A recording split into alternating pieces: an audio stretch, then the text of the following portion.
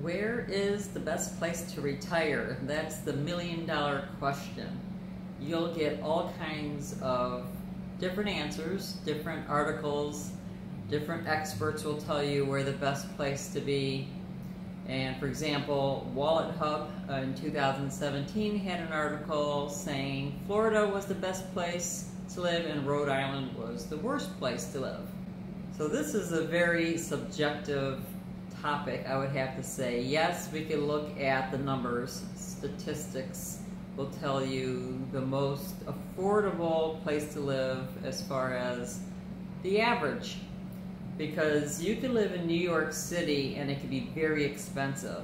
And then you look at another city or town out in the country in New York State and it could be much more affordable. I've looked at many of these lists and I'm not a fan of these lists. They're fun to look at, but it really depends on what you're looking for. Some of these lists will say the most affordable and then they're putting in cities that are very high in crime, or they don't say where in the city, because there's nice areas in some of these big cities and then there's places where you better be home by dark to be safe, because it could be very dangerous. There's high crime in certain areas and you just go a few miles away and the crime rate is very low and it's all the same city. It might even be the same zip code, not normally, but it can be. Don't look at these lists and these articles and say, well, this must be the best place to live.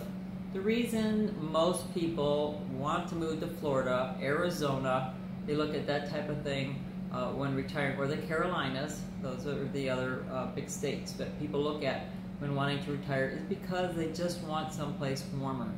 Not everybody wants a warm state. So if you're one of those people, you might be fine just where you are. That might be the best place to retire, because it is very expensive to move and start over. And if you have a house that's paid for by the time you're retired and you have your doctors that you're used to in the hospital and you have your grandkids and kids, and you might as well stay where you are and maybe be a snowbird. You want to get away for a few weeks in the winter.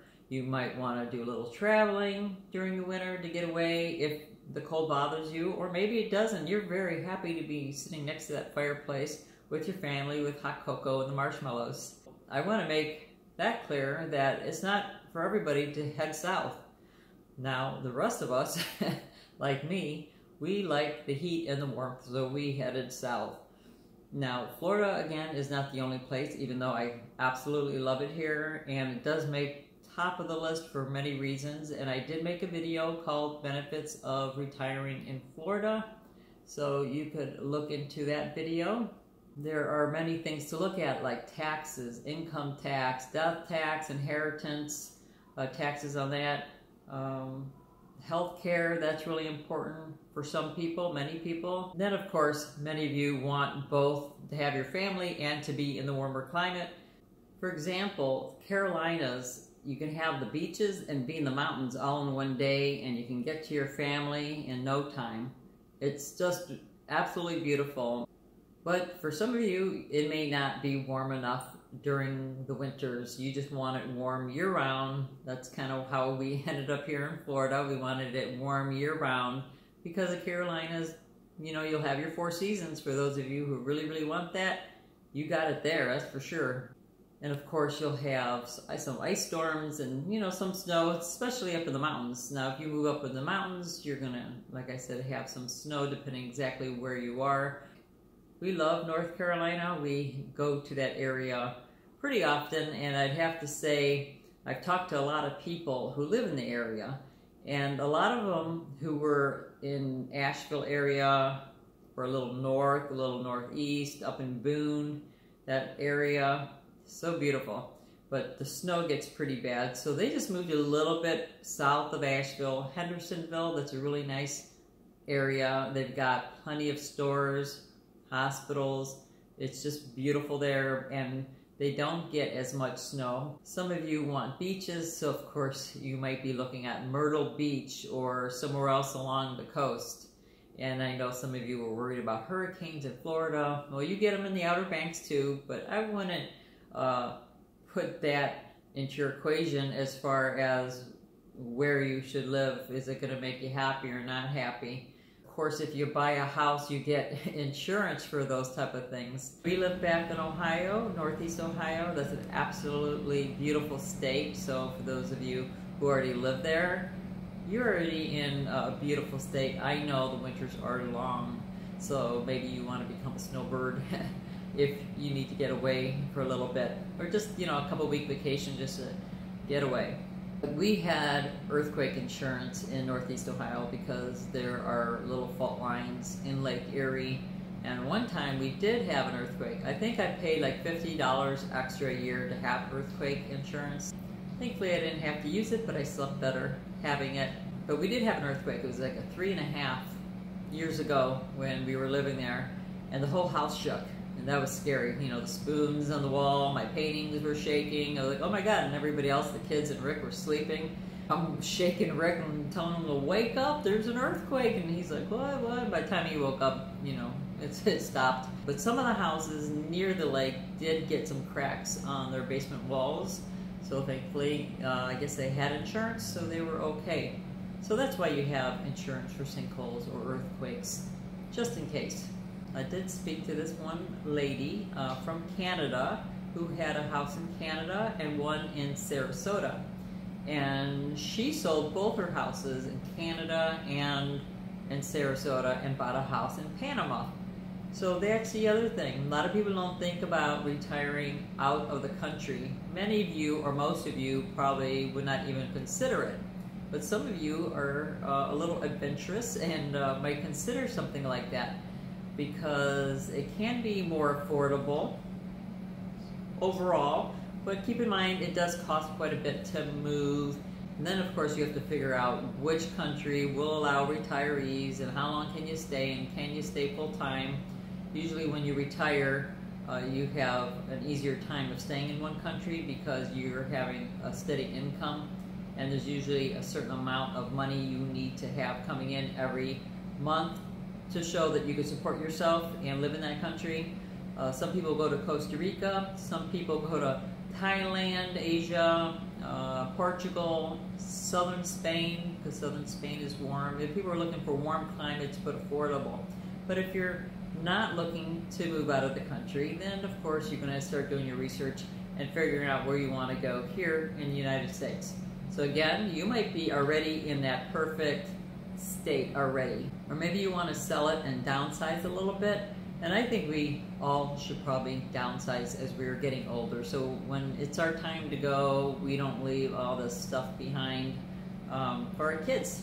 I did make a video called Swedish Death Cleaning, so you may want to watch that too if you're having the idea that you might want to start decluttering and getting rid of stuff so your kids don't end up with having to deal with all that. Not to mention, as you're getting older, you're not going to want to clean all that stuff that you have, all the knickknacks and this and that around your house. Maybe you want to sell it for extra money, give it to your kids, donate it to your church or some other place. It's a really good feeling not to have so much stuff. At least it is for me. Not everybody thinks the same way. Do what's good for you. I always say that. There's not one right answer for everybody. Let's say you do want to stay where you are. You can stay in your own home. You can maybe downsize, get yourself a little apartment, or buy a smaller house. It all depends on your particular financial situation. But if you do want to move, again, you might think about states like Carolinas or Florida or Arizona, but you might consider the different types of taxes each of these states have, because there's some states that tax your Social Security, and you might want to know about that. I'm not saying that should make it or break it for you for that particular state, but it might make you reconsider if you want to move into that state. Or if you're really into North Carolina mountains, you might just want to cross over to Tennessee for tax purposes. So it all depends on, again, your financial well-being, if you want to call it that, and what feels good for you as far as that goes. Back to Wallet Hub's article that I was reading, this is again 2017, they had a few states, lowest cost of living, and I'll give you those states. They said Oklahoma, Arkansas, Mississippi, Tennessee, and Kentucky. So those may or may not be states that you're interested in, even though it may be considered low cost of living. And again, just because the state is low cost of living doesn't mean a city that you might want to move into is affordable. The highest cost of living for the state average would be California, Massachusetts, Alaska, Hawaii, and DC. Of course, if you want to go to Hawaii, maybe you should go to Hawaii. And some people will go to a state and stay for a year or 2 or 5 years and then decide, you know, I would like to experience another state. And there's nothing wrong with that. It doesn't mean you failed in figuring out where you wanted to retire. Some people think, oh, they moved to Florida and they were there 10 years and they moved to Carolinas. See, I told you that you wouldn't like Florida. You hear that all the time. So never mind those folks. Or you hear people say, I told them to move to Florida and they went to South Carolina and they were there 5 years and they ended up in Florida anyways. See, I told you, you were wrong and I was right. I hear it all the time from other people telling me their stories. So don't worry about everybody else and what they're telling you, what they think. I mean, you could take that all into consideration, but in the end, it's you and your money and where you're going to end up and your happiness. So just keep that in mind. Highest life expectancy, according to Wallet Hub: California, Minnesota, New York, Massachusetts, Connecticut, and Hawaii. So that's interesting too. So you have high cost of living in Hawaii, but longer life expectancy. Again, life expectancy I think has a lot to do with genetics to start with, and then how well you take care of yourself, if you're exercising, eating right. But I think genetics, stress, those are some things that are really up there as far as how long you live. The highest percentage of people 65 and over, those states would be Florida, Maine, West Virginia, Vermont, and Pennsylvania. The lowest percentage of people that are over 65, you know, it's where they have younger people, one would be Utah. Utah is beautiful, but it is kind of out there, away from a lot of things. But I would say it's absolutely beautiful. I would like to go back more often to spend some time there. We had a really nice time when we were out west. Got Texas, Alaska, Georgia, and Washington, D.C. So those are the states with younger people. Some of you would like to be in states with younger people. And you don't even have to move to a whole state to find the younger people. I know my mother, when my mom and dad retired and they moved to a college town, my mom would walk over to the college and hang out there with the younger people because she always liked younger people. Mom lived till 92 years old, but she was always young at heart and loved young people. And the young people loved her, so it was a really good combination. What type of lifestyle do you want? Do you want to be near museums and theater, ballet? Do you want to be near hospitals? Some people are born with health problems, so they need to be near a hospital in order to live. They need to see their doctors. Some people have gotten sick over the years or just getting older, and some of you are perfectly healthy right now, but as we get older, 60s, 70s, 80s, 90s, maybe even in the hundreds, you might want to be near a hospital or doctors. So you might want to see how far the hospital is and how good they are. There are many older folks that go back to college after they retire, either just for fun because they just love to learn and they just maybe take classes for no credit, or maybe they just want to start a second career. 65 years old is very young for many people. It all depends on your health, of course, but you might be living another 40 years. What are you going to do with your time? I know a lot of people tell me that they retired and they're like, I can't just retire. I got to do something. I got to start a business. I got to go back to work, at least part-time, do something that I want to do. They want to go back to school because they've always wanted to, I don't know, be a nurse or something else. And so they have the time to do it. They go for full time for 4 years and all of a sudden they have a new career. And why not? You're never too old to learn or to start something new. And again, as I was saying, you may stay in the state that you are, and you might decide what type of lifestyle do I want, because you might have been in the suburbs for a long time and your kids are grown, they're gone, they don't even live near you maybe, and you're thinking, well, I'd like to stay here, but I need a little more excitement.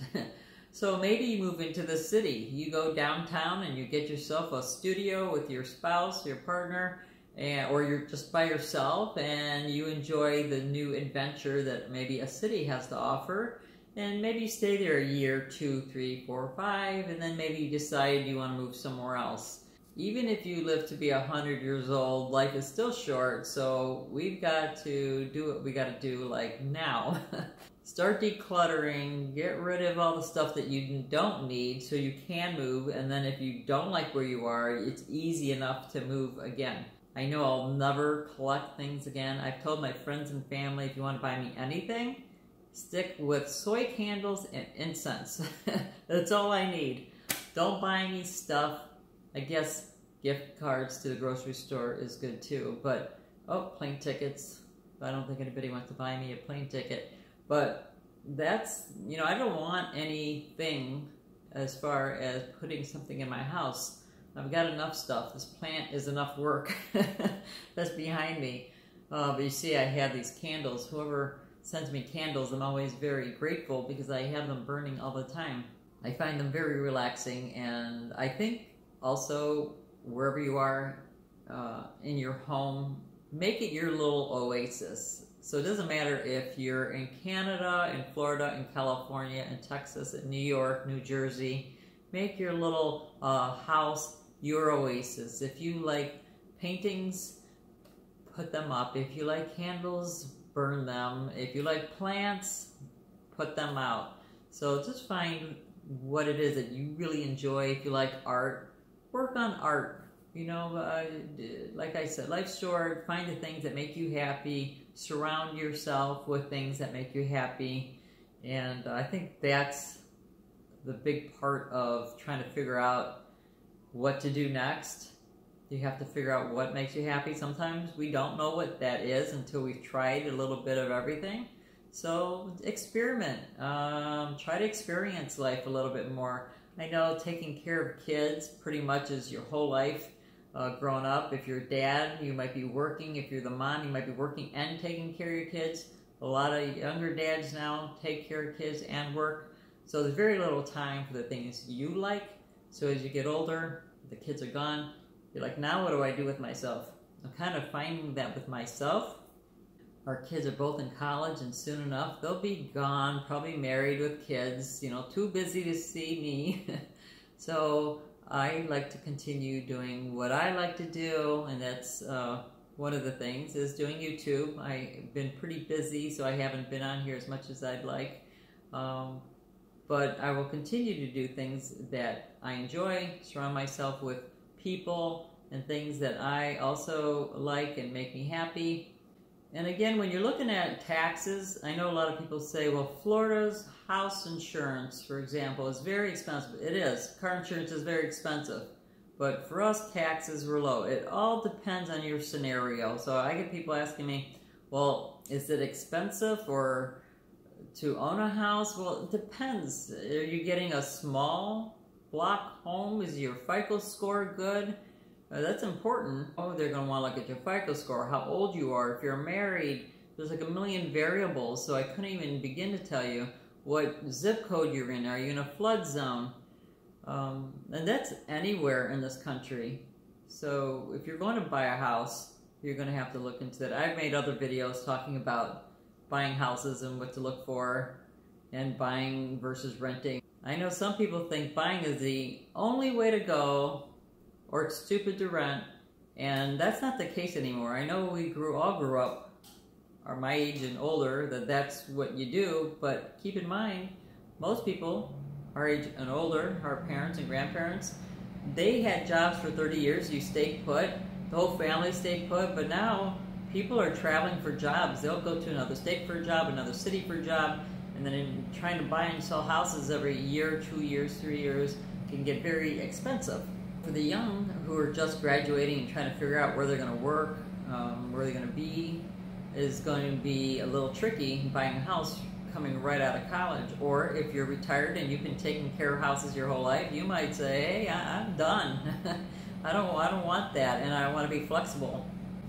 Because like for us right now, we sold our house because we traveled full time for 7 months, and now we're here and the kids are in college, and I don't know where I'm going to end up. So for me to buy a house right now would not be a very smart thing, because I might be moving again. I don't know. I have no idea. If I know that I'm not moving, sure, buying, and I would probably be better long term financially, maybe. Owning a house can be very expensive. Well, I won't even get into that. That's a whole nother video, which I've already done too. So you can watch those videos if you want to. And in those 7 months that we did travel last year, I gotta tell you, every state that I've been to, I absolutely loved. It was all beautiful. It really was. We have a beautiful country. A couple of sites I like are areavibes.com and citydata.com, city-data.com. You can check out statistics as far as demographics, how much people make on average in a particular area, the crime rates, that type of thing. So, and I also say, please go visit these places that you might be thinking about moving. Just don't move to an area, because you might think it's all that and it's for you, and you think it's, because you read about, certain areas and how beautiful it is and how wonderful, but then you get there and you're like, I don't feel at home, it doesn't feel right, I don't want to live here. So I think if you can go on vacation and do it several times, check out the different neighborhoods, then I think you'd be more comfortable with your big move. You can easily stay at extended stays or Airbnbs and be comfortable, stay for a week or a month, depending. If you're retired, maybe you could stay longer. Something that's important for me is being near the airport. I like to know that I can travel and get to family up north if I don't want to drive, because we're way down here in Florida, so it takes a very long time to head all the way back up north. So it's nice to be near the airport. So it might be something you're going to want to look at if you want to visit your grandkids or kids often, or if they want to come visit you. It's just easy for them to come and see you if they could just fly down. And then there's other options as far as retiring. Besides picking a state, there's other people who live very alternative type lifestyles. There's a couple I was reading about who live out of Airbnbs. They travel all over the world. They put whatever little they had in storage, and they're just traveling and just living out of, like I said, Airbnbs. You could rent out whole houses or just a room in a house, like a bed and breakfast. And they do the experiences that Airbnb has. You'll have to check that out. Just go, actually, check out my affiliate link, because if you do sign up, you get $40 off your first visit. So they'll give you credit towards that. But there's experiences. So if you want to try something new, but you're, kind of scared because you've never done it, well, there's people who will walk you through and take you to different restaurants maybe, or cook up a meal at their own home. And then there's people in San Francisco, for example, who will bicycle with you through the city, showing you different historical sites. It's all over the world, these experiences, and you could try different things that you've been wanting to do but didn't know where or how to do it. Just go on there and check it out. There's other people who decide to sell their house and get an RV and figure they'll travel until they're tired. Some have not gotten tired of traveling via RV even after a few years. So some say they'll continue until their health won't let them. So that's another option. There's other people who always like boating, so they're sailing around the world. Different things you could do, so think outside the box. But give yourself a little excitement during your retirement years. Why not? Thanks for watching. Thumbs up, please share, don't forget to subscribe, and most importantly, don't forget to live a passionate life.